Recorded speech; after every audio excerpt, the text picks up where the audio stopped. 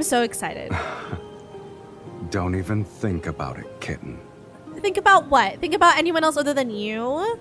I'm wearing my Xavier scarf, okay. Today is Xavier's day. It's Xavier's day.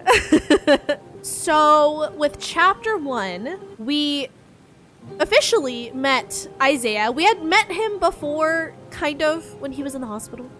But we officially met Isaiah, who is related to Xavier. Jeremiah is real sus about answering her question. Said he's his cousin. Pretty sure he's a brother. Could be like a bastard son of one of Xavier's parents. So he's a brother, but they say cousin. Also, I love Isaiah and Jeremiah. Their dynamic, hilarious. We also learned more about the suppressor around his neck. And that it was not put on him by some evil organization. It was put on him by his family. It is, in fact, a suppressor to keep him from using too much of his power. Because using his power is like using his lifeline. And because he and the Backtrackers are so far away from PHILOS and are unable to regenerate after using their power, he is slowly dying every time he uses his evil. So the collar in general keeps him from using too much of it. Then when he was captured by Ever, Soren, who has been working with Ever, one of the other Backtrackers who just hates Xavier, has like a huge grudge, modified it so that it suppresses more than it should. So Xavier isn't nearly close to using like enough evil, the evil that he's capable of using, because he is severely suppressed by the collar, which is crazy again because he's so powerful already. So that's just like wild. Soren is trying to do what they call a planet transplant or a world transplant, where using sort of the same technology that we saw in Xavier's Prologue to Tomorrow when we ran into Soren, and it kind of transplanted us into this forest that was draining Xavier's powers, but this forest that felt really real, but it was still an illusion. It seems that Soren is trying to do the same, but to transplant PHILOS onto Earth, but it's not perfect. So we're kind of seeing in this artwork here just that, like, this is PHILOS. Over here is that building that we saw before, but you see how it's imperfect, right? Like, it's still an illusion. It's still an illusion of like the magnetic field and whatnot. It's not perfect. It's not actually PHILOS. Oh, God, it's such a gorgeous background, though. We did learn more about the Backtrackers.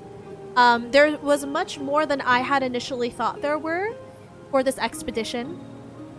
And also, think of the Backtrackers as sort of like a rebellion of sorts, trying to go against tradition, which was sacrifice to PHILOS, the core of the planet, to find another solution. And when they crashed onto this current Earth, there was always a lot of tension. There was always just a lot of differentiating opinions that they did split up. Some went mad. Some became wanderers. Some joined Ever, the evil corporation. I think that's kind of like a good overall gist of what we learned from the first chapter, yeah?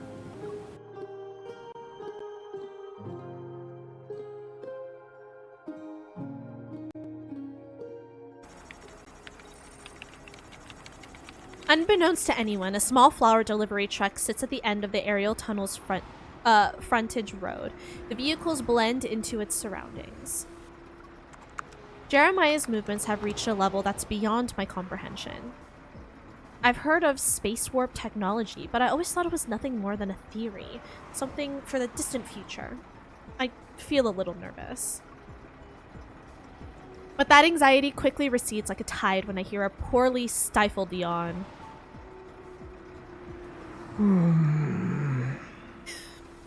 Oh, sleepy baby. Xavier, I can't believe you're sleepy right now. Don't you feel on edge? You're the one who's too nervous. Oh, okay. Hey, sleepy voice. We're about to do a space warp. It's more like jumping. It sounds impressive, but It's actually really impressive. Jeremiah takes a break from his work to chime in. Xavier turns his head back. don't listen to him. He's just bragging. This isn't a real space warp. There are too many conditions it can't meet. You can imagine it as an elevator that's slightly faster than usual. That's still terrifying to me. We just don't know which floor it'll stop at. That's even more terrifying to me. What is this, Tower of Terror? I'm somewhat stunned. Is it really just an elevator? No. I'm gonna say no. Range safety measures are in place, and the emergency brakes are functional. Everything's ready. What about you guys? The windows, rearview mirror, decorations, sturdy leaves, and delicate flower petals begin to vibrate at the same rate. Jeremiah's hand pauses in midair, his gaze sweeping over each of us. Although he appears slightly tense, he's not too anxious. In the silence, he presses his lips together and activates the vehicle's warp drive. Woo! A loud hum bursts forth from within me, and it almost instantly blurs my consciousness. All my senses are in turmoil. My body and soul are thrown into chaos. At that moment, a hand gently, quickly grasps mine. My trembling heart settles and allows my consciousness to flow freely.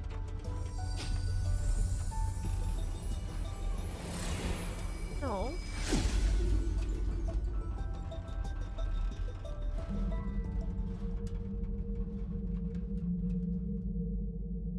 Invisible forces draw upon pure energy born from nothingness.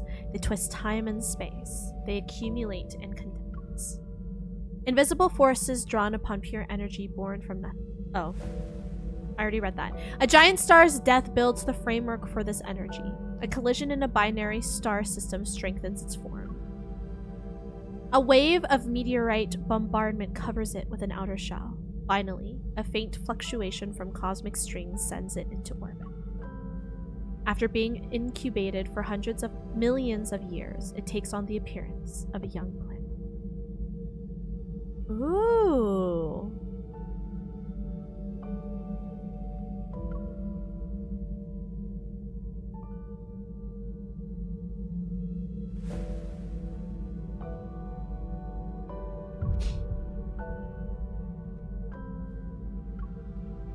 Huh?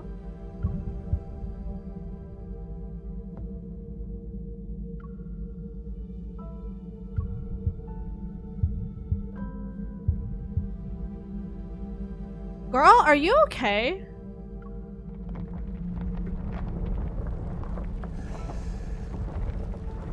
The birth of the universe, its flourishing growth, decline, and eventual collapse into an ether core play in an endless loop.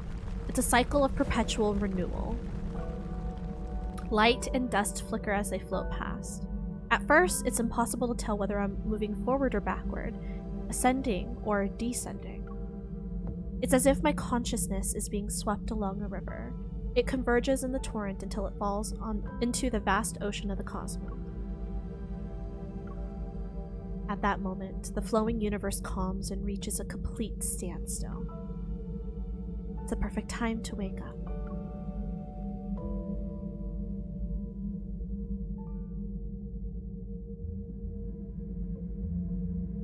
The restraints on my consciousness return, bit by bit. Scattered thoughts and confused, fragmented memories are picked up and restored one by one. I remember who I am, and I know with certainty that I haven't fallen into the universe because my body is about to collapse this time.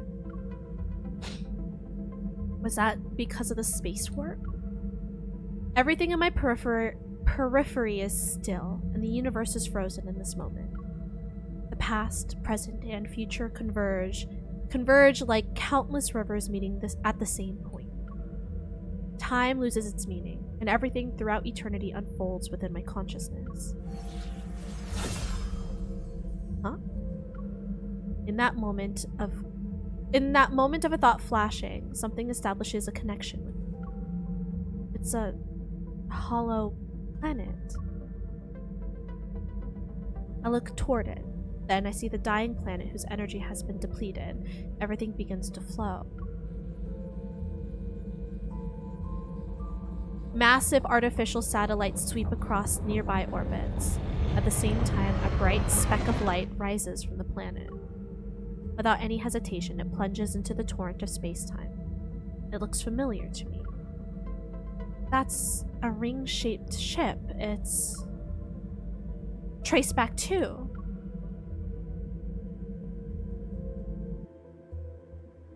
Ooh. Ooh. Damn, are we good? Are we okay?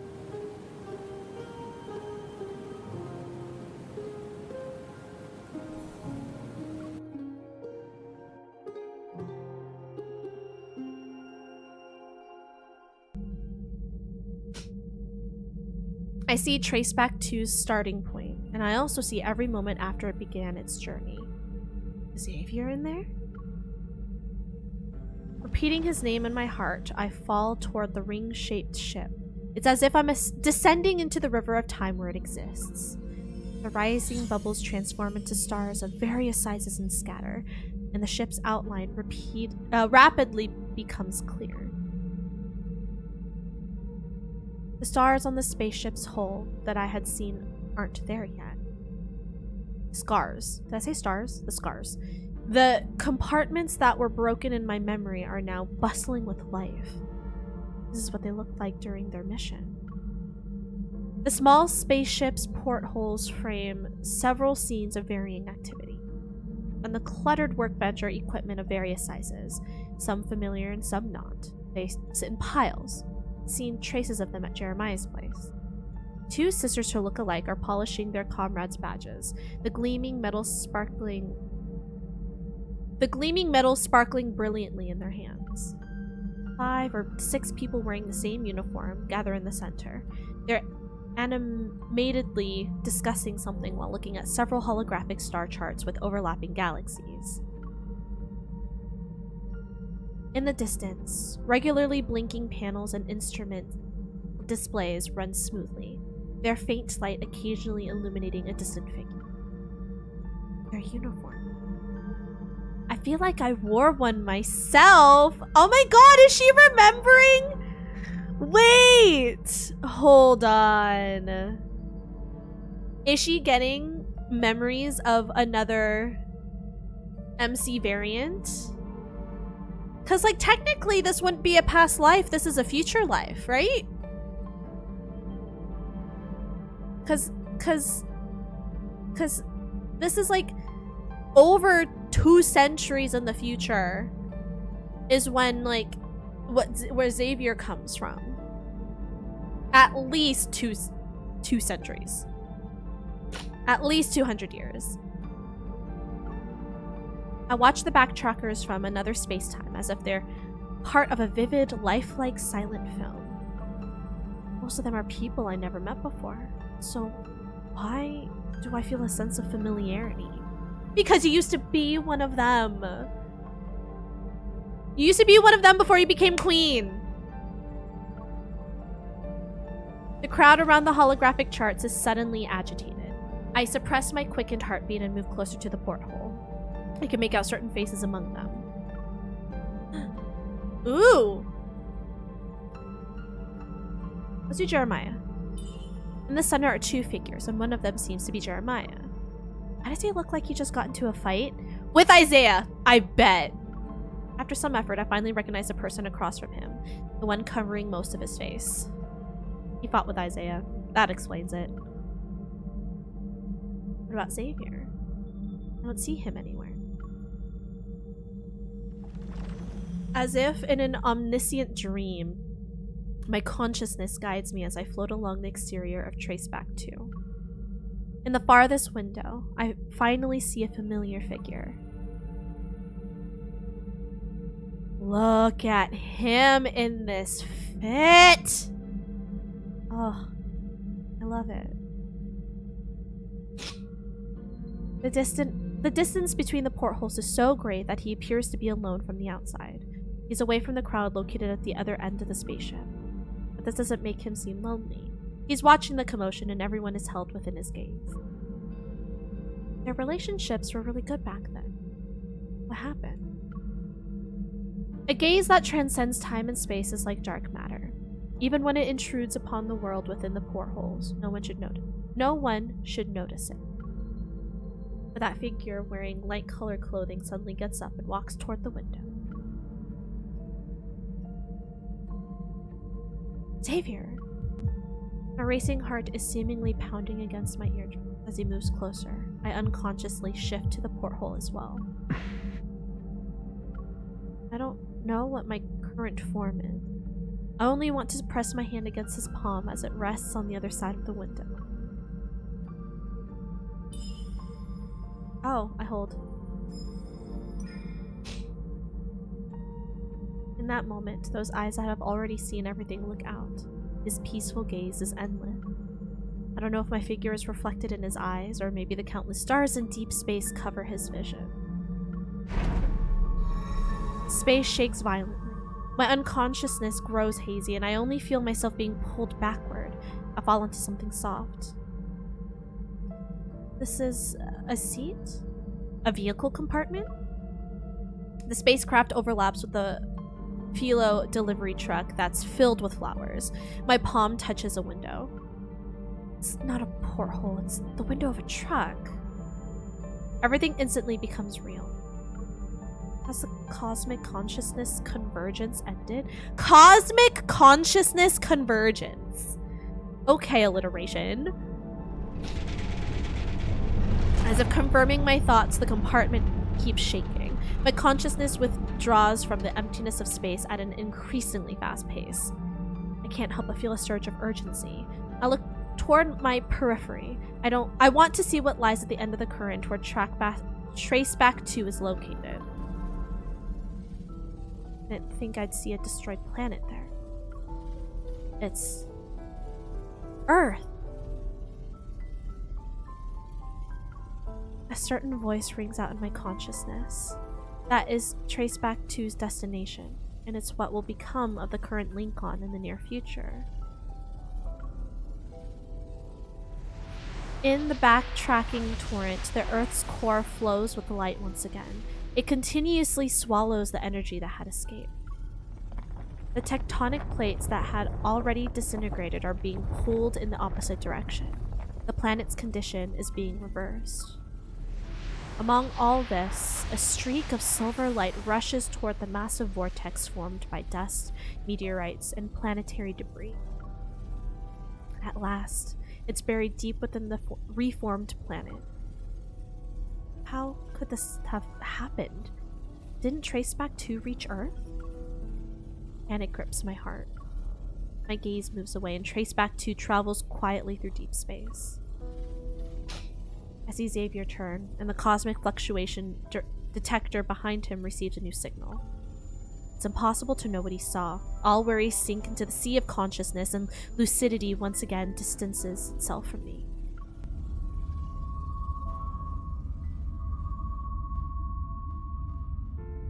I, above the familiar Earth, saw myself. The me on Earth is looking through the truck compartment's barrier to gaze at the void above. Meanwhile, the me in the air is rapidly falling. I see the image of myself reflected in my eyes. The familiar giant eye that once devoured me.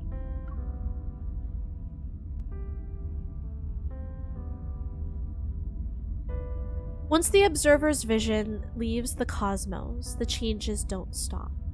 The space-time current that Traceback 2 is traveling on, along with countless other currents whose origins can't be seen, has arrived at the same turning point.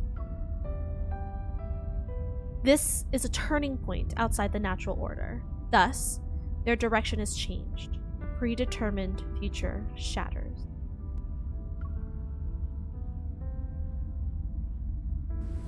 Oh.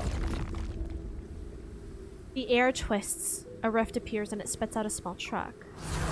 A barrier opens just in time. It catches a vehicle half a second before it lands, which prevents everything and everyone from being smashed into pieces. Great. It was a safe landing. Whoa. Our spaceship? The place we landed at is none other than the depths of No Hunt Zone number 42. We're next to trace back to. The hazy sounds of amazement intensify my dizziness. I blink and the first thing I feel is the hand I'm gripping for some reason. Xavier tightly held both my hands this whole time. Can you hear me? Do you feel dizzy or nauseous? Xavier. Yeah, it's me. What I'm leaning against changes from a truck door into something warmer and softer. Then the door opens and the scent of the forest rushes in. For one whole minute, I'm reacquainted with myself and let Xavier come back into focus. Feels like a lifetime ago. Huh? Still slightly overlapping with those images, he approaches me. Warm fingers gently brush against the area near my eye. The evening breeze stirs. The slight coolness on my moistened face is exposed. Xavier looks surprised. The other two figures, who are more blurry, stop in front of the truck. They don't approach. I blame you for this. Your driving skills are just as terrible as your swordsmanship. They're at it again. Well, The faint sounds of conversation are far away, but Xavier is very quiet. The quieter it gets, the more disoriented I feel. Unsure of what to do next, I move my fingers and subconsciously loosen my grip. But nothing happens. The hand I'm holding onto is unwilling to cooperate. He has no way of knowing that I somehow missed making eye contact with him across the cosmos. He's holding me tightly. Oh. My heart, deafened by overwhelming chaos, can finally hear the call of consciousness again. I shudder and hold him back with a firm grip. Before the space warp happened, your evil was out of control. Do you remember? Oh. A little. The ether core's energy must have surged. You weren't in the best shape. If I hadn't held on to you...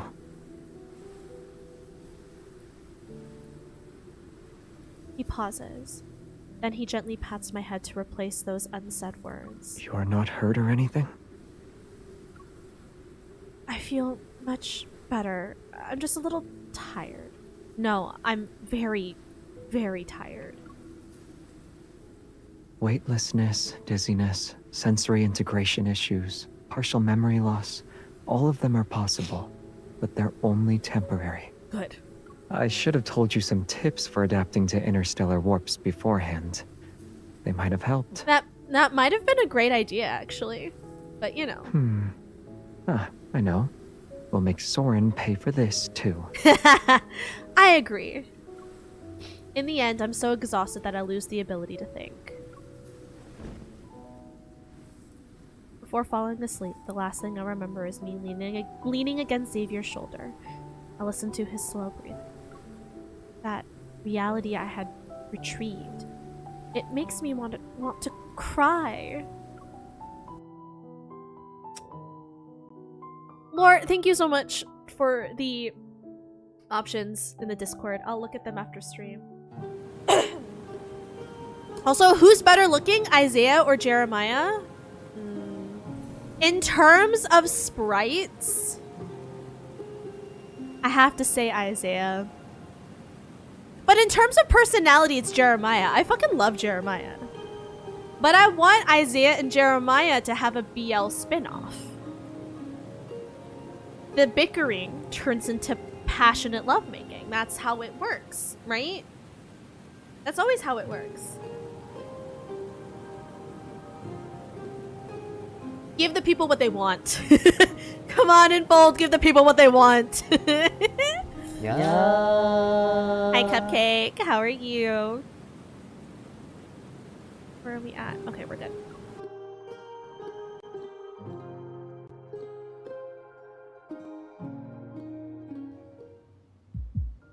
The heaviness of my heartbeat pounds against my chest as I struggle to tear away the haze before my eyes.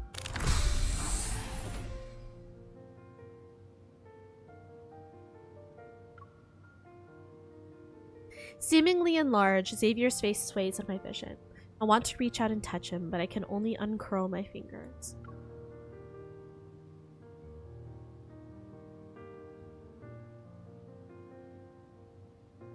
Xavier notices this and leans down.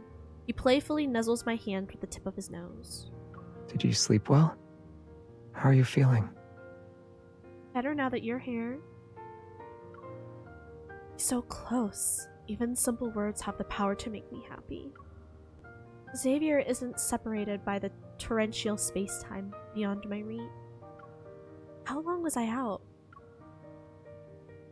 Less than 6 hours. The recovery chamber's data says your evil has stabilized. Once your fatigue fades, you should be okay. Okay. He supports my shoulders and helps me sit up. The people trying to intercept us are probably still investigating the tunnel. The commotion we created should be enough to delay them for a while. Jeremiah is fixing his truck. He says he wants to shorten the miniature warp distance so it can be used for flower delivery across city blocks. Ah, yes. I'm gonna warp to your... That's gonna be the fastest delivery service ever. So there's no need to worry. You can focus on resting until dawn. Oh, no. You. No way. Stay away from... Ugh. What? Right now, I'm lying in Trace back to his recovery chamber. Xavier is by my side while Jeremiah and Isaiah are outside fixing the truck. A fragment of my memory, once dormant, slowly stirs. Feelings that emerge in the cosmic consciousness surge again. I was once one of them. Together we shared a thrilling cosmic adventure. The cosmic coordinates trace back to you originally had. Where were they exactly? Did something unexpected happen before you arrived? The unexpected question causes Xavier's expression to falter slightly, and his hand on my shoulder tightens in response. What did you figure out? Force myself to raise my arm and grab Xavier's fingers. I saw that you were supposed to arrive at an Earth as it stood on the threshold of destruction. But you're all alive and Earth is fine. Was I seeing things? As I ramble, the surprise in Xavier's eyes gradually fades. He squeezes my fingers as he continues questioning me. What else did you see? All the backtrackers. Jeremiah and Isaiah were fighting, and there was someone who reminded me of Soren. I also spotted people I had never seen before. What about me? He turns and sits down. With a more serious expression, he lowers his gaze. I asked you about an important matter. I also asked you about an important matter. You saw all of them. So what about me? I understand, of course, that this is gentle questioning in his unique way of reassuring me. Fortunately, he really is safe and sound. I pull myself out of that overwhelming panic and squeeze his fingers and clear my throat. I saw you, but it seemed like you didn't fit in. Took me a while to find you. Why were you by yourself near the control panel? Were you too intimidating? Everyone was too scared to hang out with you? It should have been my turn to be on duty. Otherwise, I would have stepped in when Isaiah and Jeremiah were fighting. You'd break up their spot? I'd remind them that comrades who fight get punished. So if they were going to brawl, they might as well make it count. Otherwise, it wouldn't be worth it. I love that. I love that. That kind of reminds me of, like, there's a story I forgot which drag queen. There was like a Filipina drag queen who was like talking about like this thing that his like grandma did. I think it was grandma. It was like I think it was like him and his brother, or like, you know, like him and his sibling, and they were like would always bicker, would always fight. And the grandma got so sick of it that she literally put 2 knives into these children's hands and said, "I'm so sick of your fighting. If you're gonna fight, just finish the job." And the 2 kids just stood there in shock. They didn't do anything. They're just in shock. And that shut them up. That made me think of that. You're devious, Xavier. No wonder you stayed so far away. You enjoyed the show. Aside from their fight and typical tomfoolery, did you see anything else? It sounds like the Backtrackers are a disorganized group of misfits. You know how no one sees you work hard, but you get caught when you slack off? It's a universal law.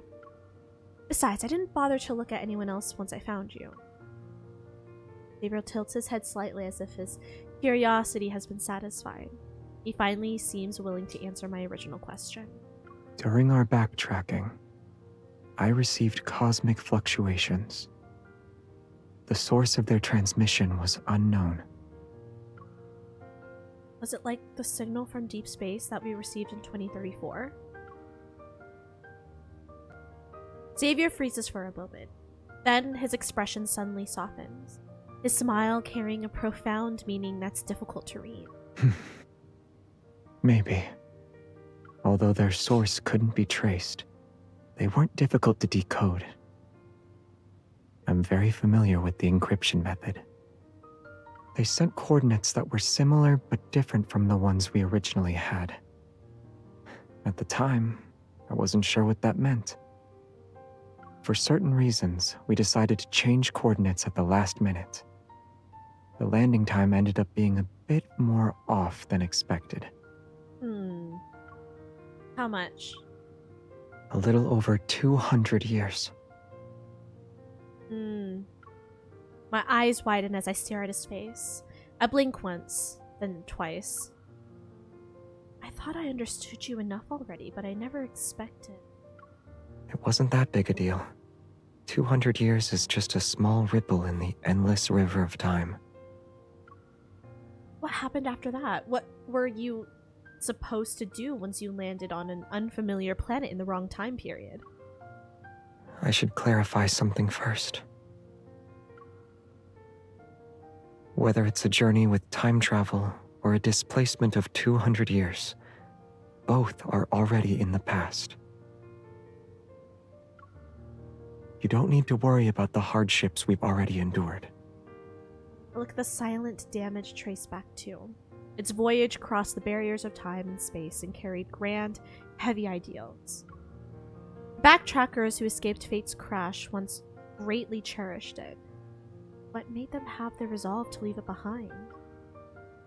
For someone who's eager to change something, 200 years would feel like a long time. Xavier doesn't comment on that.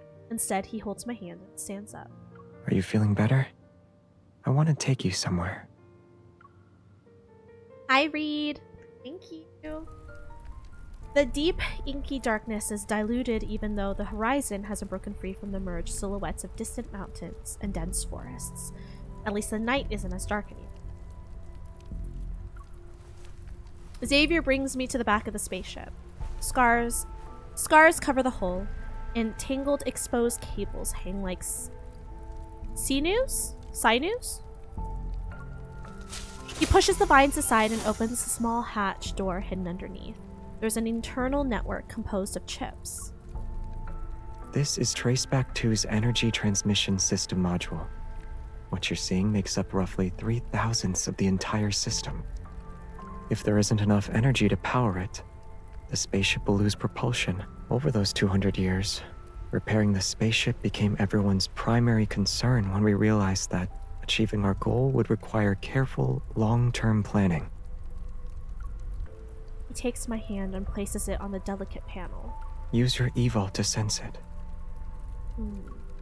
I'm glad that MC's finally getting more context here.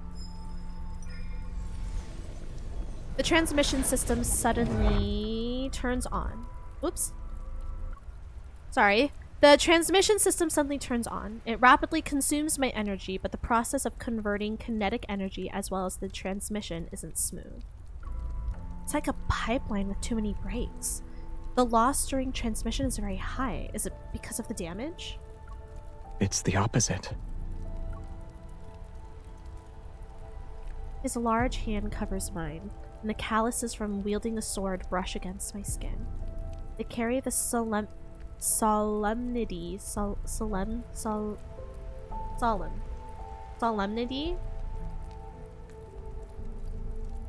Sometimes I see a word and I know the word. I just never know how to say it. This is one of those times. I do know this word. It just sounds wrong when I say it, and I feel like I'm saying it wrong. The solemnity of two people drawing a blade together. Xavier lowers his gaze and silently releases his evil. I immediately follow suit. Following his guidance, I detect traces that I couldn't find before.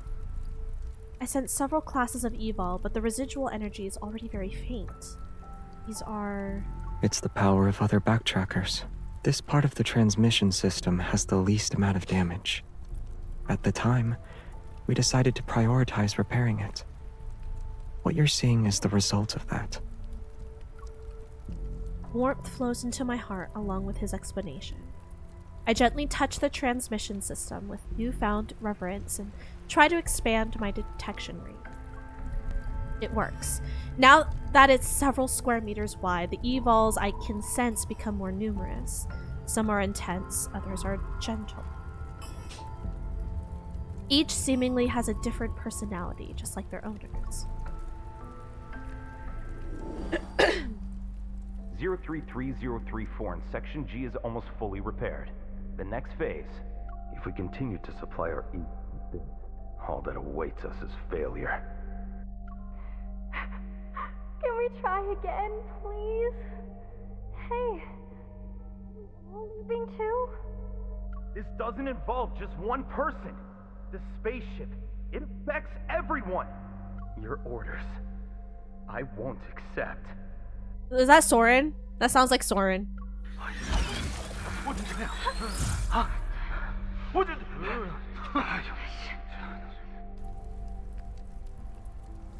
Those moments in time have been preserved by the transmission system as energy. They appear as hollow pieces of amber in places where the light illuminates them. The backtrackers once gathered here to repair the massive trace back to, and it was this place where they left traces of them parting ways. They fought one day. Afterward, half of the people who had been repairing the ship gave up. Later on, several more among that group left. Fewer people stayed behind. And after a very, very long time, it became what you see now. Fragments of light drift like dust from the vines he brushes aside. As the night wind rises, they scatter and land on the grass. Faint light pours down from behind us. Our shadows are cast on the damaged surface of Traceback 2. They bring an energy fluctuate. Sensing something, I turn and look toward the east. The morning sunlight rips open a line along the distant horizon, and the towering structures in that area cast long shadow. Once our eyes adjust to the light, we realize it's a magnificent giant sword standing upright. It's as if it cleaved heaven and earth.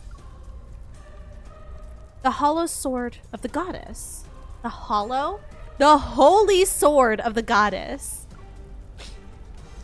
Platform, how dare you? Rude. Sir? Put him up. I'll fight you right now. How dare you steal Pekyon from me? Okay. How are you, platform? How you be? Okay, so we're getting a little more context now.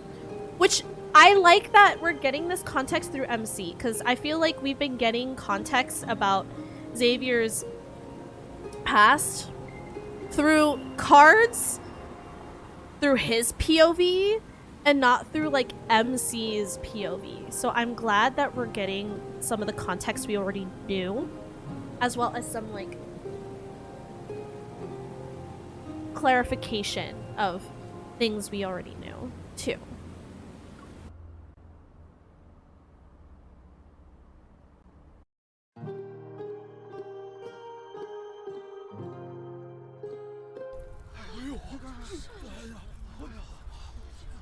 The edge of no hunt zone 39? It wasn't there last night. It just appeared out of nowhere this morning. What is it? A mirage?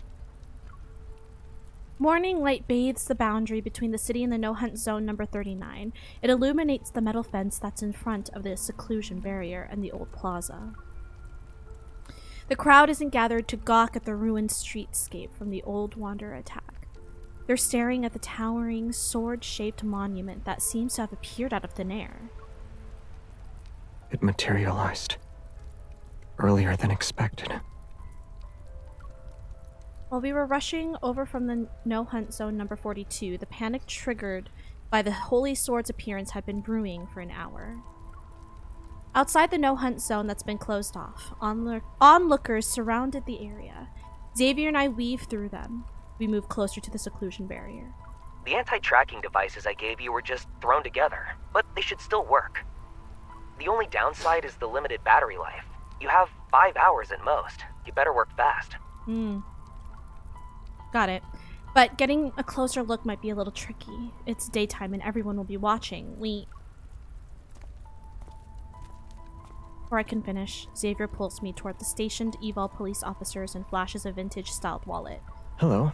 I'm the hunter who was sent to investigate the situation. This is my partner. Please be the same police officer as before. The blink of an eye, we're inside the perimeter. What were you talking to Jeremiah about? Nothing. I just forgot I have official clearance to enter and exit no hunt zones. We've either been hunted down or forced into hiding these past few days. Everything is a mess. This is all Soren's fault. He has a mountain of debts on him. I doubt he's sleeping as soundly as we are. What did you show the officers anyway? Your hunter ID? Yeah, my hunter credentials. Huh? The old wallet is open. Xavier's calm expression suddenly changes. It's my Bunny's Hot Pot membership card.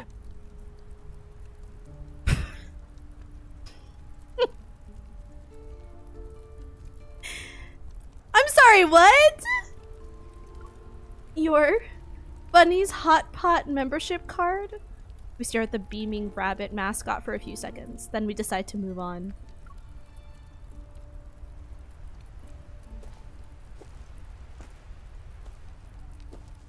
Passing by the damaged buildings within the no-hunt zone, the asphalt road under us is slowly replaced with the pristine white stone slabs. This is the complete holy sword of the goddess. Is it real? Too? Like, it's not just a magnetic field illusion? Unlike the phantoms I've seen before, the solid statue stands before me. It's solemn and graceful like a reverent queen. What's going on? As soon as my consciousness wavers, dizziness strikes me. Are you determined to do 1,000 strikes? You fulfill every request our teacher makes. I don't want you to become another's knight. I can choose not to become king.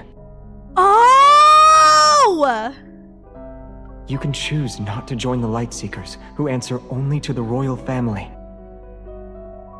Oh.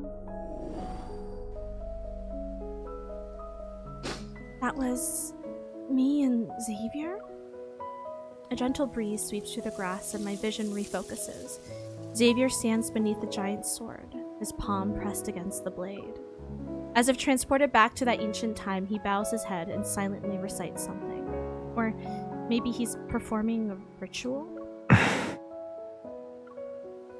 Another gust sweeps across the ground. He opens his eyes and returns to his familiar demeanor. This is... A faint light is peeled away from the monument. It flows into Xavier's palm. Without the light's concealment, the scratches on the statue's surface become visible. They're new. Oh.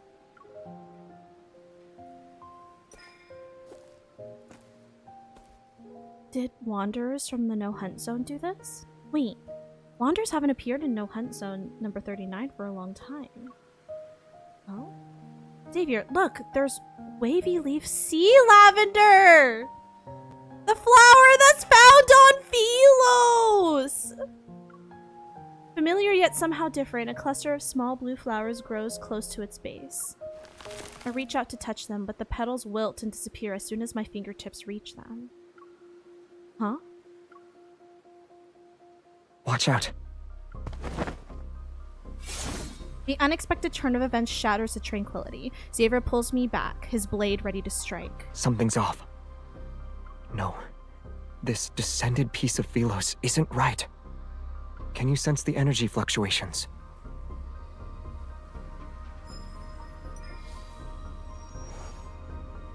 There are abnormal fluctuations behind the monument. It's like the huge magnetic field overlap I sensed before. That means the statue's appearance is only the beginning. Maybe you'll see Astria Night Academy. That name sounds familiar. Light shines as Xavier uses his blade instead of his finger to gently touch the vines on the statue. It's as if he punctured a static illusion. The vines rapidly shrivel up under his sword. They turn into smoke and dust in the blink of an eye. This isn't good. The forcibly transplanted PHILOS is withering. Oh! Are you saying... Xavier crouches down and runs his hand over the slabs we're on. His palm is covered with a layer of light-colored dust. Without its original energy from the cosmos, everything on the planet will only decay faster. Oh. Which is kind of very similar to the Backtrackers, too. Because they don't have the energy from the cosmos to regenerate their life force, basically, when they use their evol, they are also technically dying quicker. We once theorized this could happen. The Flux Nexus in No Hunt Zone number 39 has already been destroyed, yet the Holy Sword of the Goddess still appeared. I'm afraid only Soren knows the truth. Xavier narrows his eyes as he looks at the wilted wavy leaf sea lavender at his feet. Just when I believe he might be thinking of finding Soren by himself again, he closes his eyes. Then he looks up and softly speaks to me. Let's go. Soren is in a good hiding place. We won't be able to locate him immediately. How did you know I was worried about that? You're gripping my hand tight. It wasn't hard to figure out. There's no point in staying here any longer. Let's get going. We'll think of something.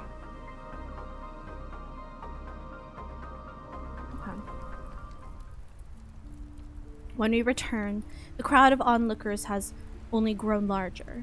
They're sizing up Xavier and me. The hunters on duty have arrived. I step forward to explain the situation to my colleagues in the evol police. That's it, more or less. I recommend avoiding the area for now. Keep your distance while maintaining a high-level security presence. The latest energy data has already been uploaded. Let's wait for the association's analysis before considering the next course of action. After saying goodbye, I turn to call Xavier so that we can leave, but I see him staring at the crowd. What's the matter? I saw a familiar face. A backtracker? I move toward the checkpoint. I'm not sure if I should call for backup. I know who it is. He's not allied with Soren. Oh. Are you meeting one more person? We'll circle around and grab him. Oh.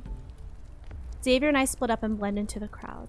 We follow its flow to sneakily approach the backtracker. Just as we're closing in, the person senses something, quickly pulls down his hat and turns to walk away.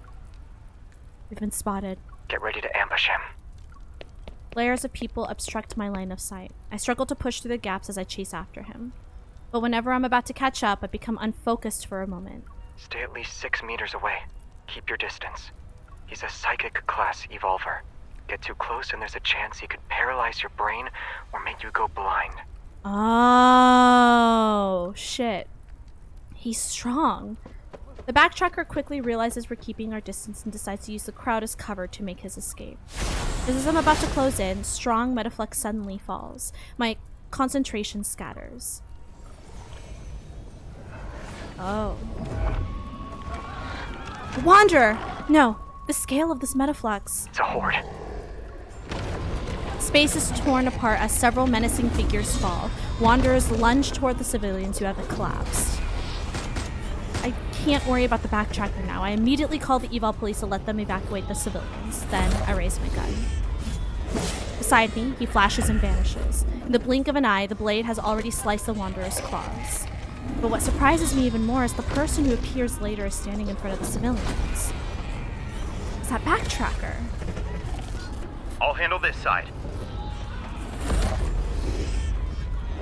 An unfamiliar, composed voice comes from Xavier's side. It's like an old phone call that took years to connect.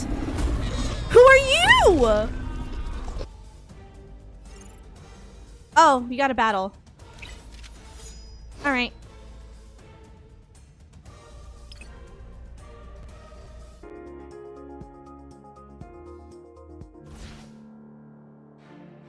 Let's bring it down together.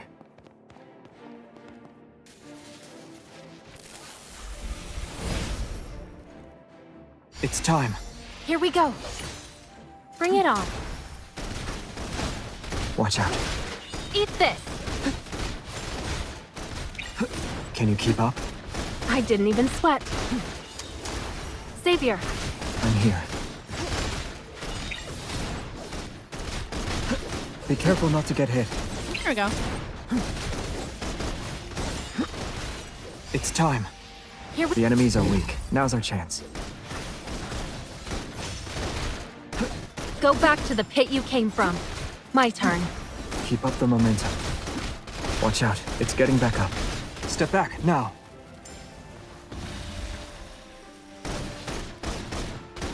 See, if I was Xavier. able to play with how much my cards are actually leveled up, we would be done with this fight by now.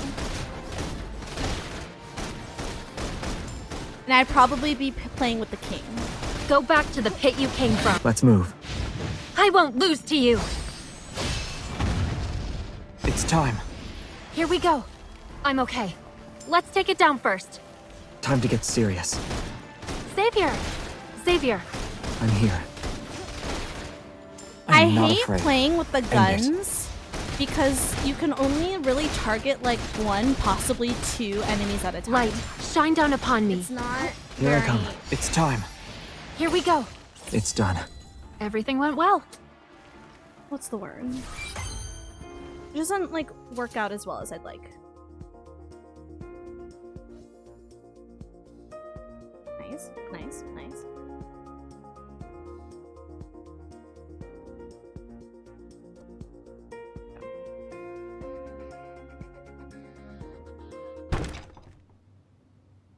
Bang!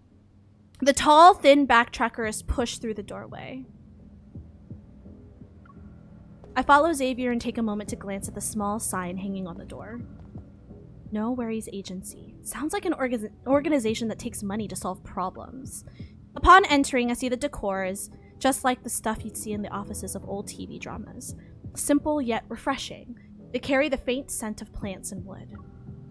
It's formal and not what I had imagined. Xavier locks the door and acts more like the owner of the office rather than the actual owner. Sullivan, has Soren contacted you recently? Sullivan! It's been ages since we last saw each other. Do you have anything else to say? Oh, Sullivan's kind of hot. Okay. Okay, Sullivan. Damn, all the backtrackers are hot. The holy sword of the goddess manifested here. We don't know what will appear next. Now's not the time for a heart-to-heart. Has Soren contacted you? No. What about the 4 people you're close to? One chose Soren in the end. As the Rainbow Runners prefect and resource coordinator for the Backtrackers, your data integration abilities shouldn't have deteriorated, right? What are you trying to say? Xavier doesn't respond. Instead, he turns and begins surveying the small office. He stops before a cork board covered with photos. Back then, Traceback 2 landed at a space-time anchor point that was outside the margin of error. The first plan was immediately scrapped. After the second plan was agreed upon, we spent 20 years searching for suitable magnetic field points and planted 53 flux nexuses. I haven't forgotten. That was to detect Earth's energy flow, so we could immediately detect the formation of an ether core. Unfortunately, as soon as the Chrono Rift catastrophe appeared, all our plans were ruined. Those flux nexuses could only be shut down. What if I said that the flux nexuses weren't actually turned off? Rather, they were changed to serve another purpose. Pinching the corner of a photo between his fingertips, Xavier runs his thumb over the blurry frayed image. It appears to be a group of young people wearing matching uniforms. They're standing before the Holy Sword when it was still pristine. Are you saying the Holy Sword of the Goddess appeared because Soren modified the flux nexuses? Some of the ones you set up may have been modified as well. Back then, to ensure the plan wasn't leaked, each person only knew the locations of the anchor points they set up. And the map showing all the anchor points is hidden in your psychically sealed compartment. I need that map. Ah. Sullivan, who has been confrontational with Xavier, lets out a hearty laugh and plops his tense self onto the sofa. I already left the Backtrackers, Captain. I swore never to interfere with any Backtrackers. Xavier takes down a map of Lincoln City and spreads it out in front of Sullivan. Just mark the anchor points in Lincoln. That'll do. Think of me as an aging old man. I can no longer chase the dreams of my youth. You aging old man. Sullivan, you look fine. That old photo is pushed across the map. Sure. After all, you're willing to let them be buried in the dream you abandoned. The cold sneer Sullivan forced onto his face immediately crumbles. He looks away with an icy expression. You think that will make me come back crying and ensure I swear my loyalty to you again? You're too... Save the complaints for next time. Assuming there is one anyway. This is the second time Xavier has interrupted him.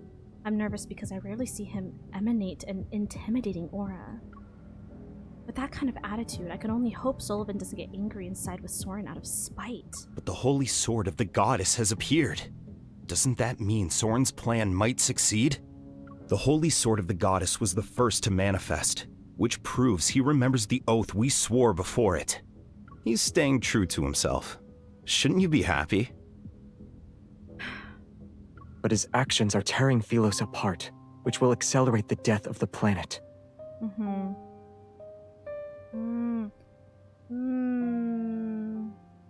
What? He lost his mind. Have you also gone mad? What do you mean he's tearing PHILOS apart? Xavier extends his hand, clenching his fist, and gray dust particles fall in front of Sullivan. The falling dust shatters the serenity in Sullivan's gaze. He leaps up from the sofa. The PHILOS that's being transferred through a magnetic field overlap is the same PHILOS in our memories. But it won't be for long. He modified the flux nexuses to perform an energy traction. To be more specific, he used the RMFMA's spatial overlap principles as a basis for cutting and transplanting PHILOS. So that's actually PHILOS. Oh shit! Like, I thought it was just gonna be an illusion. No. Oh. So, and then because it's away from the cosmos, it's going to deteriorate a lot faster because it's old. Oh. Unlike the planet transplantation we theorized, this method will cause the fragments of PHILOS to lose their original energy when they arrive on Earth. Oh. What he's bringing isn't PHILOS, but rather the broken corpse of a lifeless planet. The decay of the holy sword of the goddess has only just begun. The gray dust sits as a thin layer on the table. It's so fragile that it doesn't need wind or rain to disperse. Sullivan's hands tremble. He wants to touch the dust particles but doesn't dare to get close. Our everlasting statue. As long as PHILOS stands, it will never fall. Heavy silence fills the room. It presses down on everything. No one dares to breathe. I notice a soft sigh that Xavier hid behind his calm words, so gentle as if he's afraid of disturbing something. This is what you left with me back then. He takes out a familiar badge from his pocket and places it beside the dust from the monument. Now, using my authority as Xavier, I invite you once again, be my vice captain. Vice captain! Oh. Also, hi Danny, how are you?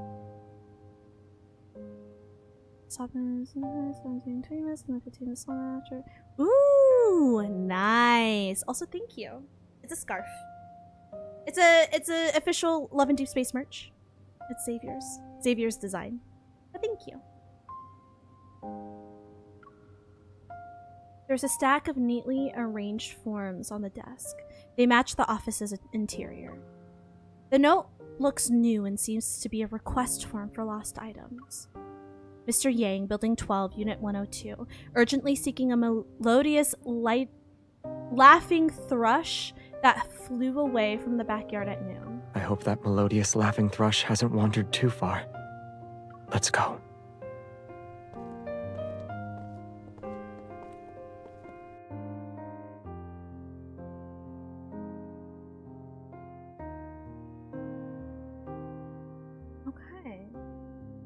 So Sullivan was his vice captain.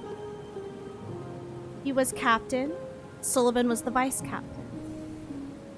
And Sullivan hasn't sided with Soren, which is really nice. That's good. It's good to have another ally that isn't the bickering two. I feel like they need more allies if they are going to confront Soren.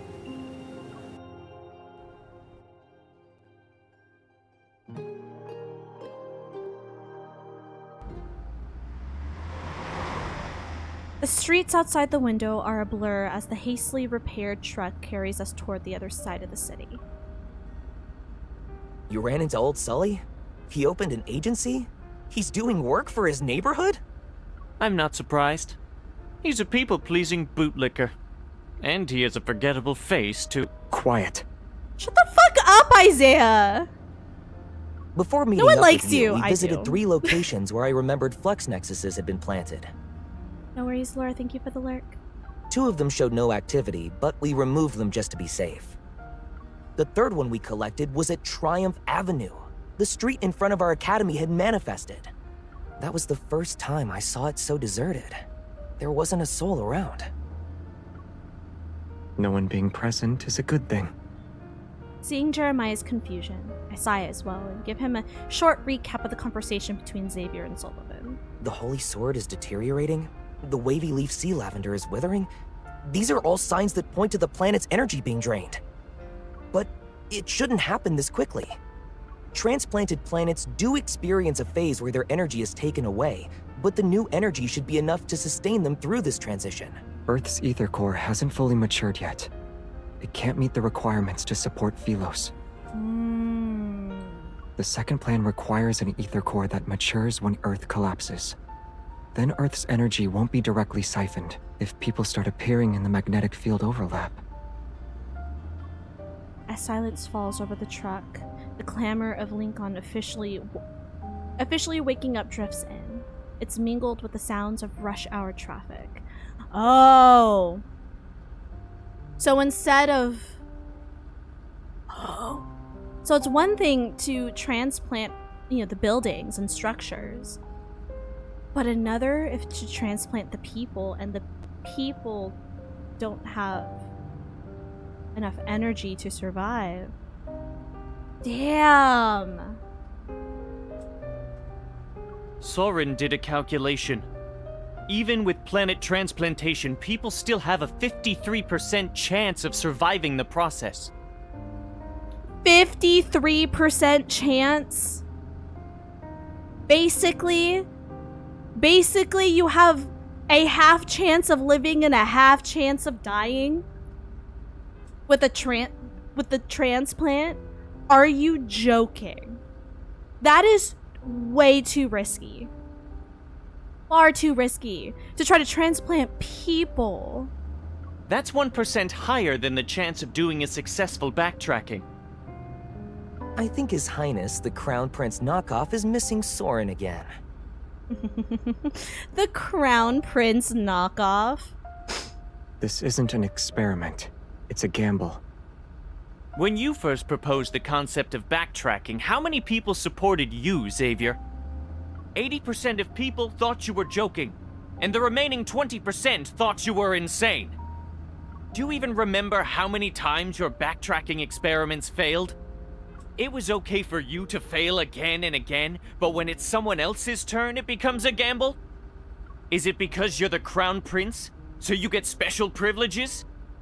Those who only ever think about power always seem to see that fault in others. Jeremiah, please. Since you can fail 100 times, Xavier, other people should be allowed to fail 99 times. Let's look at PHILOS' situation and assume that letting 1 million people die could save 1.01 million people. You should know what the correct choice is. That's crazy. That's crazy to think. To have that mindset of, to sacrifice this chunk of people to save the other chunk of people should be fine. Yeah, I see why you're not the Crown Prince, Isaiah, because you're fucking insane. The truck turns at an intersection. Jeremiah slams on the brakes and stops the vehicle in a deserted corner. He grits his teeth as he glares at Isaiah. Now I understand how that human-eating planet and the royal family that upholds it came to be. Yeah. Yeah, that makes sense. You stand in the clouds at 10,000 meters. 1 million people look like densely packed grains of sand beneath your feet. They mean nothing to you. Yeah, you fucking tell him, Jeremiah. Those are people that you're talking about. But I stand on the ground. So let me tell you that they're people just like us. Each and every one of them. You fucking tell him. They each have a name. They're not a string of numbers. In other words, we let everyone die together while chanting all lives are equal? I'm gonna punch him in the face! I'm gonna punch this dude in the face! If anyone needs to be sacrificed, it should be scum like you who don't see people as humans. Yes. Yes. Clock him. Now punch him in the face, Jeremiah. The two start scoffing as if they were competing. I seize the opportunity to interrupt them before they can continue.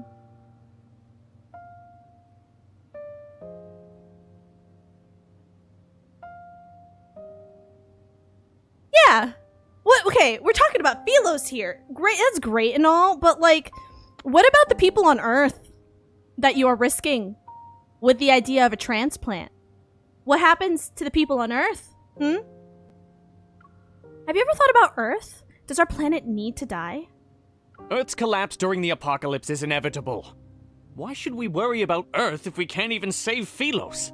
Well, you wouldn't have to go to PHILOS if Earth doesn't die.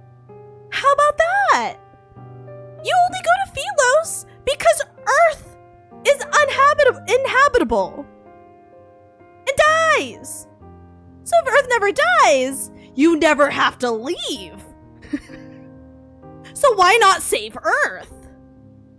Hello? Okay, you two should stop arguing. Listening to your spat is giving me a headache. For a moment, only the engine's vibrations remain. Xavier taps Jeremiah's chair and the truck starts moving again.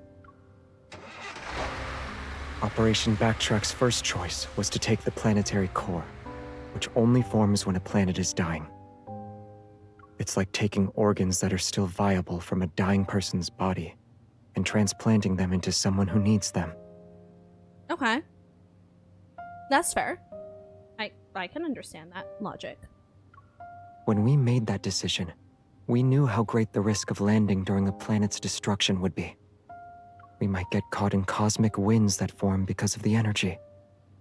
Or we might be annihilated along with the fracturing tectonic plates. I didn't realize that's what the plan was.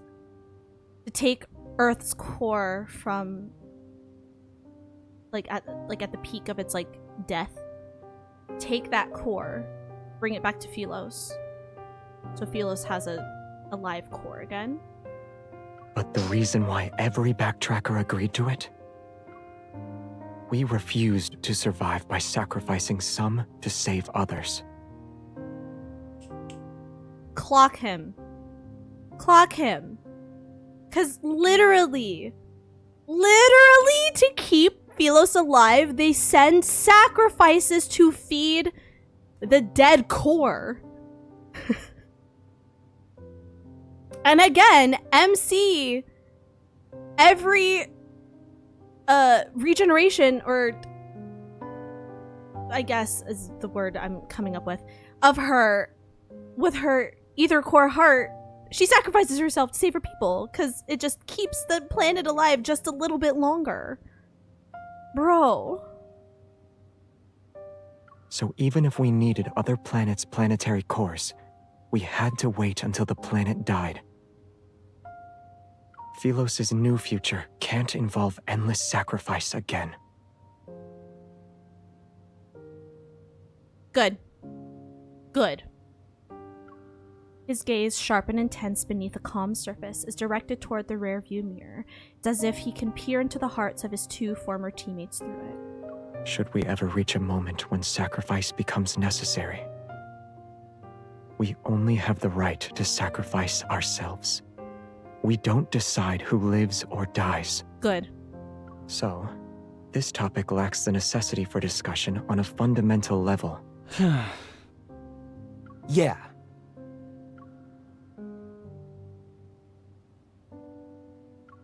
Backtrackers who risk being destroyed along with the planet are essentially sacrificed, right? You're planning to use one final sacrifice to turn the situation around. This is the true nature underneath the Backtrackers' madness. The journey they've embarked on is one without blessings, a potential dead end leading to their lives vanishing to the vast cosmos. We're gambling everything, but I also said I'd bring them home. The second plan is still viable.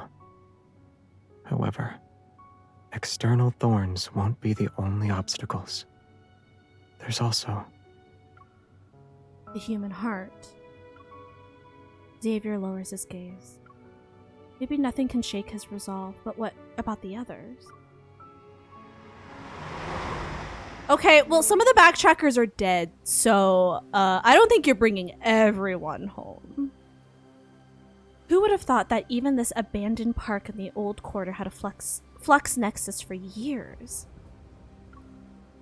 Fortunately, the energy in the area is stable, and the flux nexus shows no signs of modification.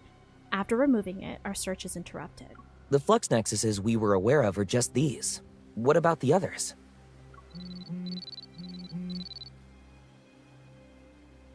Both our hunters' watches receive emergency alerts at the same time. Xavier and I look at each other. Something bad is about to happen. The warning from the association says abnormal magnetic fields in multiple locations across Lincoln City have simultaneously exceeded the safety threshold. Sorn started moving quickly. Oh, shit. Why is he rushing? He's never been this impatient before. It might be because of Ever. He might feel pressured because of Ever. I'll report to Captain Jenna first about how to deal with the abnormal magnetic fields. Other hunters can remove the flux nexuses by using the Association's weapons. If all of them work together, we should be able to suppress these abnormal magnetic fields. As for the remaining flux nexuses, Can't you drag Sullivan here like you did with me? You could have given out an order, forced him to help, or even threatened him. Those methods would have failed. Sullivan! Let's go! Did I have to hear that as soon as I show up? I'm starting to question whether or not I made the right choice. An unexpected figure approaches. He stands out under the sunlight. Annoyed, Sullivan glares at Isaiah and hands over a neatly folded map. Take it before I change my mind. The stunned silence lasts for a moment. Xavier steps forward first, his gaze lingering briefly on his badge. A hint of a smile appears at the corner of his mouth. since you're here, I won't give you the chance to change your mind. Let's go, Sullivan! Hell yeah. I wonder if it's ever that's pushing Soren to move quicker. Soren is trying to save PHILOS. Ever is trying to obtain immortality. I'm trying to understand how Ever is benefiting from what Soren is doing.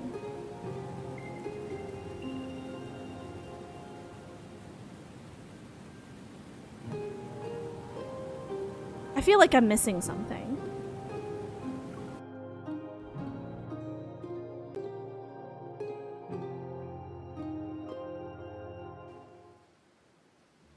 From that point on, no one wastes another word. Their attention is focused on the map Xavier spread out. The 6 flux nexuses in the southeastern region match up with the abnormal magnetic fields the Association detected. We've already investigated the central area. What's left is the southwestern corner and this northern region. Wait, the flux nexuses in the north seem to be concentrated.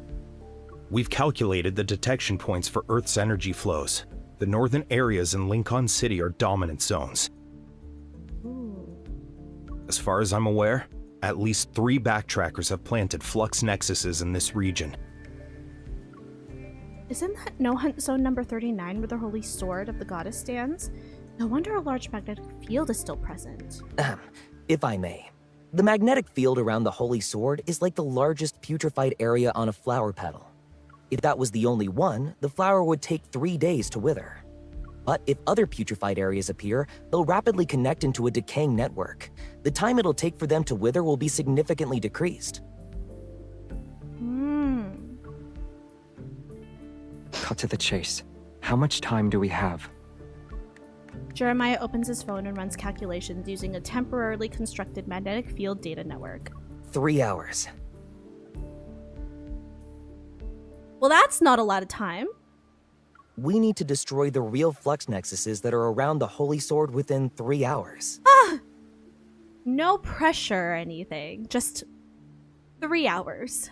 To ensure it goes smoothly, we have to prevent other putrefied areas from appearing. Okay. 3 hours isn't enough. We can't even get into the magnetic field overlap behind the holy sword right now. You're talking about that large magnetic field? Why not? The holy sword is massive. I figured it'd need a lot of energy to materialize, so I took some time to collect data on it. But the system failed to do that. It could only monitor environmental energy around the magnetic field's perimeter and some disrupted anomalous data. By utilizing the spatial reconstruction characteristics of reflected magnetic field energy analyzers, we can create magnetic field barriers. It was only speculation back then, but it seems to have been confirmed. Whether it's the RMFMA or the flux nexuses with modified protocores, they're all part of Soren's experiments. That guy has gotten more determined since he went insane. I hate to admit it, but I agree with this hypocrite. Magnetic field stabilizers are part of a monitoring network spanning all of Lincoln City. We need the Hunters Association system. Xavier shares his highest level clearance with me once again. Use these credentials to synchronize and mark the locations of the remaining flux nexuses in the stabilizer system. Tell Jenna and the Association to prioritize destroying the places that match the anomalous magnetic field patterns. The remaining ones... I'll lead a team to eliminate them. Jeremiah and Isaiah will go with you. I'll deal with the magnetic field barrier. Even though I haven't figured out what Xavier will do, I grab his wrist. You're not allowed to be reckless. Don't worry. The situation is unclear, so I won't exhaust myself on the first go. On the first go? What's your plan? Do you have one? No matter how advanced Soren's technology is, he can only utilize Earth's current energy limits. But there's still one place where power from PHILOS exists. Don't tell me it's... The ship? Xavier, what are you trying to do? I knew it. The more normal someone seems, the more insane they actually are. What? I'm going with you no matter what. Okay. Is it the spaceship? Yes. Even during the day, no hunt zone number 42 is shrouded in dark clouds. In a flash, Xavier appears from the wreckage of Traceback 2 with me in his arms. The exposed transmission system is visible under our feet. I knew he was talking about Traceback 2.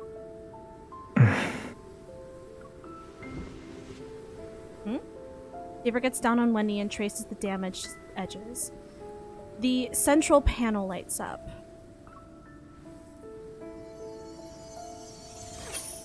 Energy particles separate from the air and converge into streams of light before finally condensing into a brilliant blue cube. This is the power source that supplies energy to Traceback 2's transmission system, Echo. Powering a massive vessel requires 12 of these operating in a rotation. Our preparations took a very long time because we had to manufacture enough Echo units. We even mobilized all available resources. Unfortunately, 11 of them suffered severe damage in the final backtrack. This one was preserved the best when we landed. Are there resources on Earth that can repair it? Some parts can be replaced. But for the most important component, the materials here aren't good enough. Echo can convert evil energy into power, and a sufficiently strong evil can also activate Echo. I have very strong evil. If we were still on PHILOS, we'd only need a few evolvers to restart it.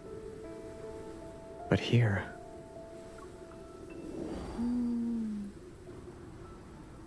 On PHILOS, an evolver's evol energy and life force are one and the same. Using your evol means you're consuming your own life for power. On Earth, we're displaced in time and space. The energy we consume can't be regenerated.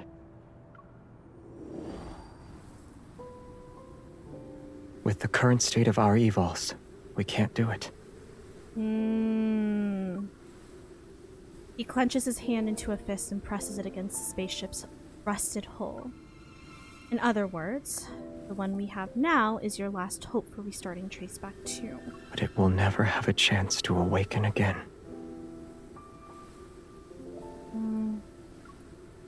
The rotating blue cube occasionally releases drifting energy particles, and Xavier gently guards it.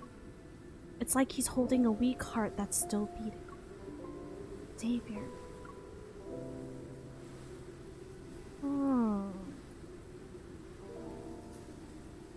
The broken portholes hang and reflect the bustling crowd the spaceship once carried. And there was that young man sitting alone beyond the lamplight. It quietly visits the distant planet. During a quiet spring, a knight's boots step onto unfamiliar yet soft earth. People appeared for it, surrounded it, poured everything into it, and then they left it behind one by one. On nights when silver waterfalls cascade, empty syringes roll and fall, someone once curled up in its pod. Dreams keep it close to its homeland.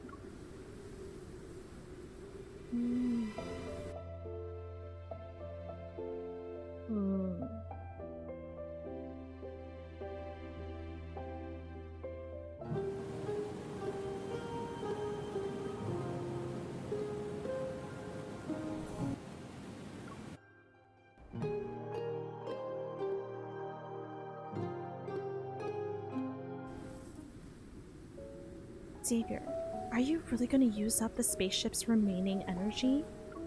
This is the only way. I know, but I'm not asking about Xavier's decision. I'm asking Xavier's heart.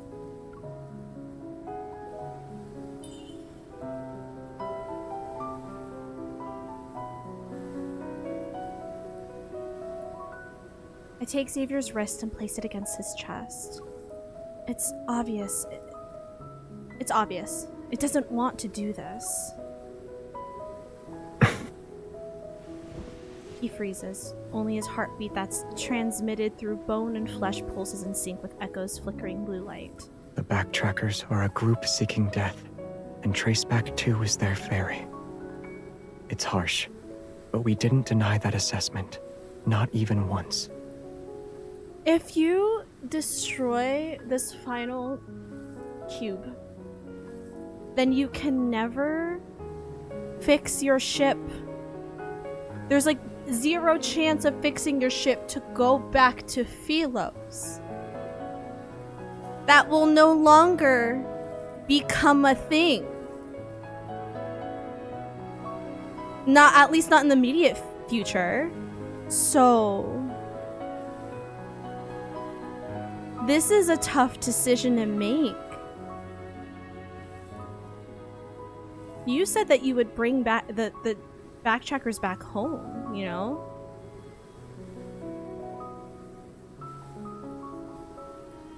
And Queen MC is out there waiting for you. She's back home waiting for you. Man. Every Backtracker knew it was a chariot carrying idealists to victory, or a coffin bearing those lost in delusions. At least this isn't our most desperate hour yet. It still has the chance to uphold a knight's honor, to spend its final moments in battle. It's willing.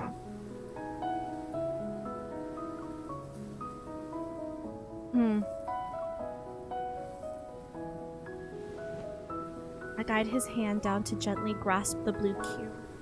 I feel the faint energy particles flowing across our palms. When we were caught in Soren's trap, we managed to escape because of this. Can we spend a little more time with it? 5 minutes? Of course.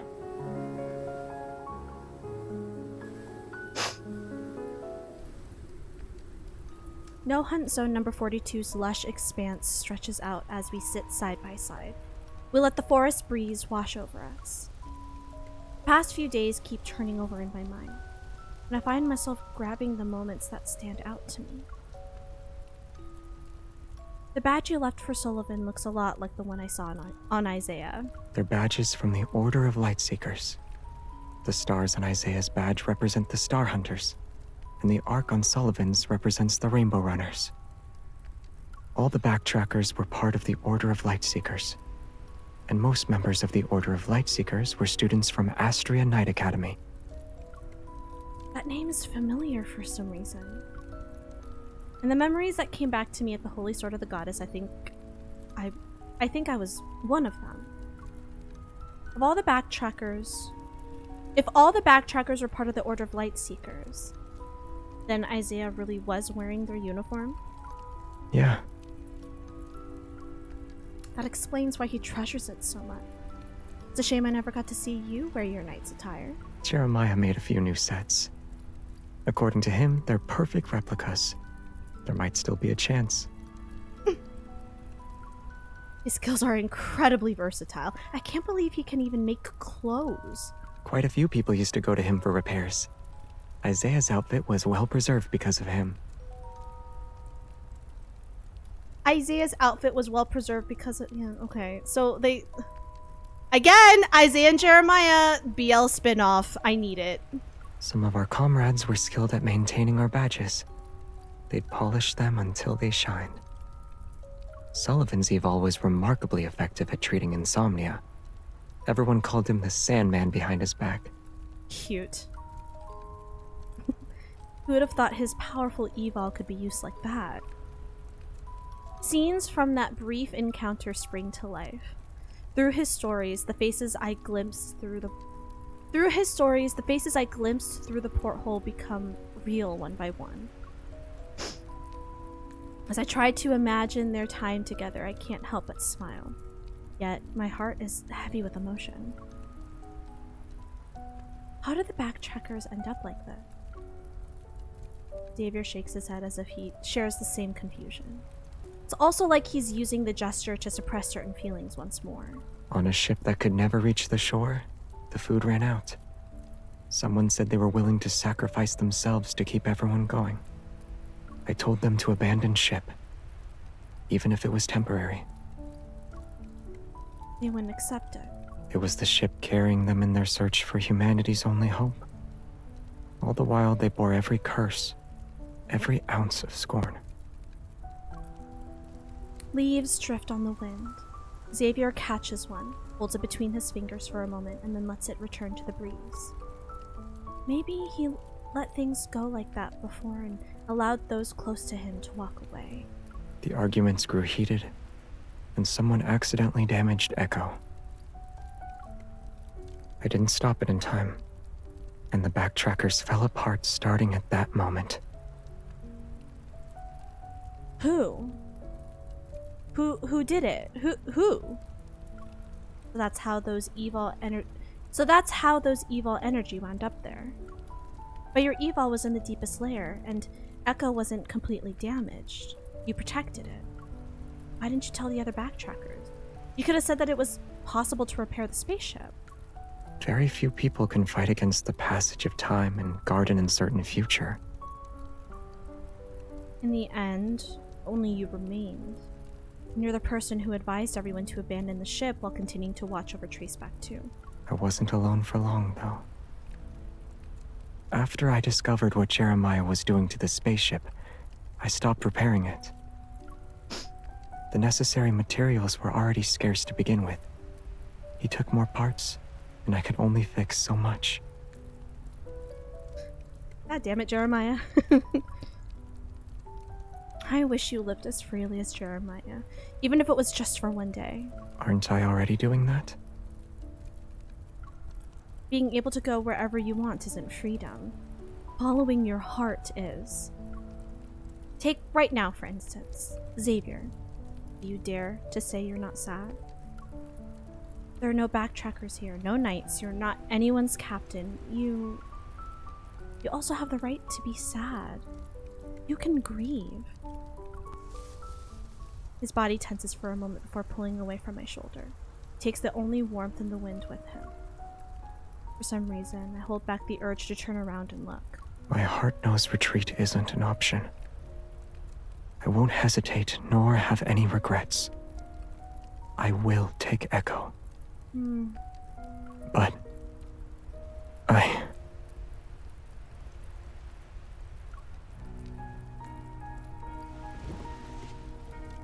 He hugs me from behind. His warmth seeps through our clothes to press against my shoulder. I want your forgiveness. Oh, I'm gonna cry. He's not asking for MC's forgiveness. He's asking for the Queen's forgiveness. Because this means he's never gonna return to her. He's not asking for MC's forgiveness. He's asking for the Queen's forgiveness. Oh.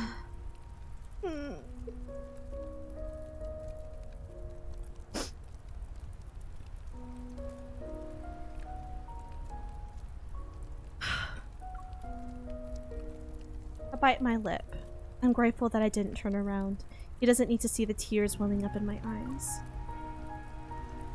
No one, not even me, has the right to forgive you. If a mission requires you to shoulder everything for everyone and forge ahead relentlessly, then the person who gave you that order should be responsible for you.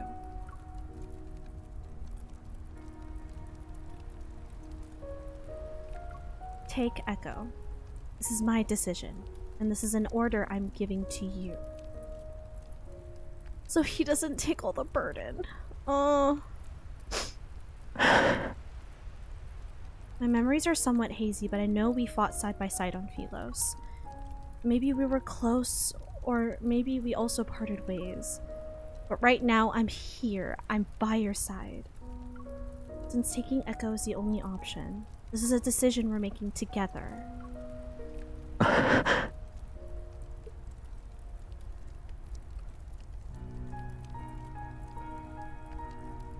My heart can't handle. You won't accept it? How could I not? So Since we made this choice, let's say goodbye to Echo together. the wind has stopped at some point, and the forest falls into absolute silence. Xavier supports me as we reach into the deepest parts of the spaceship system. Light swirls around us as evol recognition mechanisms activate to give us access. The massive vessel beneath our feet emits a gentle hum. The giant beast that has slumbered for ages slowly stirs to life. The silence system has been activated. The countdown is 90 minutes. As per subsystem commands, farewell mode will now be initiated. Compiling data. Farewell mode?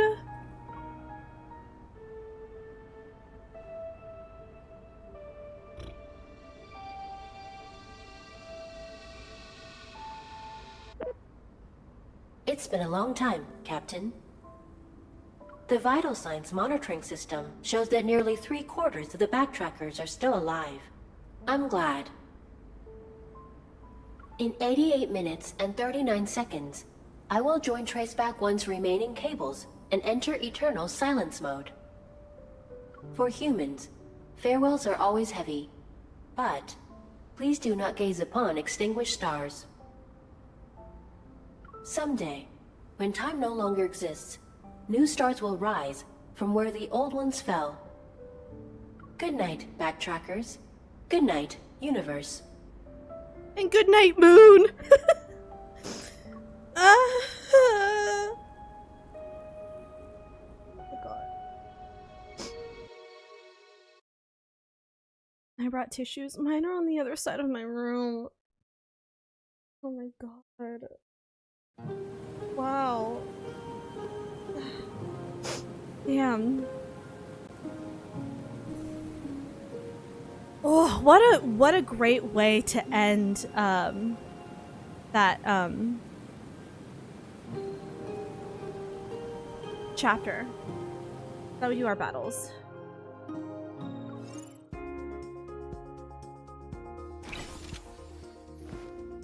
Let's try it. Let's do the king. We'll do the king for now. Assuming the game won't crash.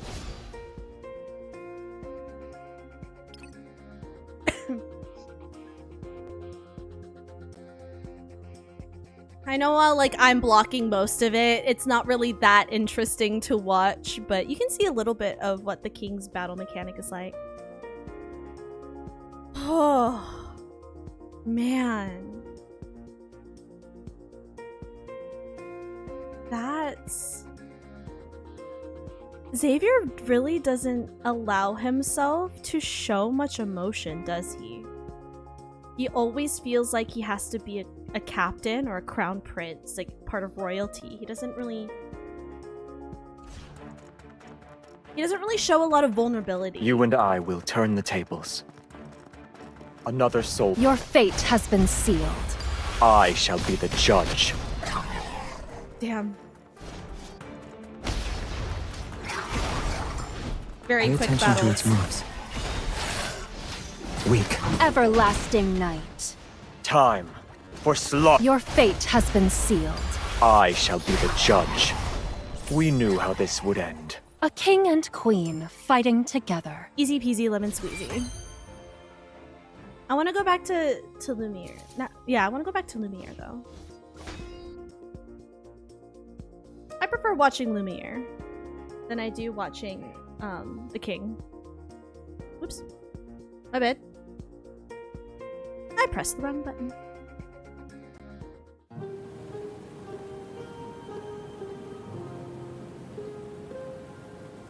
The story is, right, Courtney? It just gets so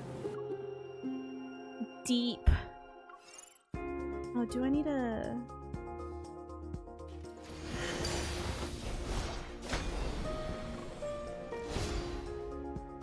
I like Lumiere. I mean, I hate... When I'm actually playing the battles, I hate playing with the guns, because you really only can target, like, one person at a time. Whereas, like, the wand, you can target multiple. But it also depends on the companion's power that you're fighting with, I think.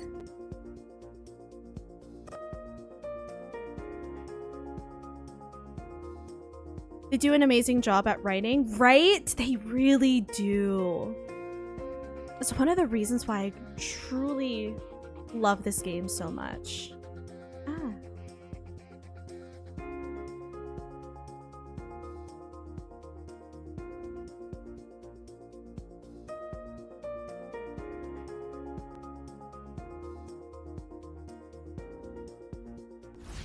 So now I'm... Light can also be sharp. True. Again, I need your help. So now I'm curious, like, what is the third chapter gonna bring us now? Like, You won't escape. obviously we have to confront Soren. But in the trailer for this main story update, The enemies are weak. Now's our chance. in the kindled scene that they show, we are in PHILOS. Crisis averted. So how much Really is the best. is Soren going to get done with the world transplant that they basically find themselves on PHILOS? And I also wonder if MC will be affected by this at all because of her ether core. Well, no, because all of the backtrackers, I don't think Soren will lean towards that, because all of the backtrackers, like, their whole mission was to get away from that horrible sacrifice ritual tradition, right? They wanted to break that cycle. They were the rebellion towards the royal tradition. So I don't think Soren would lean towards that. But he's moving really fast. Soren is moving really fast. And either it's because he can with Ever's equipment and materials that they're providing him, or Ever is pressuring him to move quicker. Or maybe even a bit of both. But I wonder if he's being pressured at all.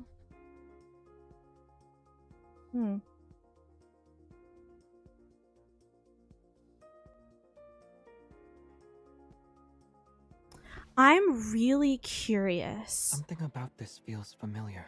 if this means, because Soren is working with Ever and we see that more prominently now, if we're going to see like a main story overlap with End it. Xavier and Caleb, because Ever is working with the Far Space Fleet as well, and specifically with Caleb. So I wonder if that's even going to be something that comes up. I'm curious how then we get into Raph's storyline too. How does that... Is that related to all this at all? With like the metaflats and PHILOS and everything? Because I've been so focused on Xavier's story and it's been fleshed out really well that I'm like, how is Raphael gonna get into the mix? Oh. Okay, I'm very excited to play the next chapter.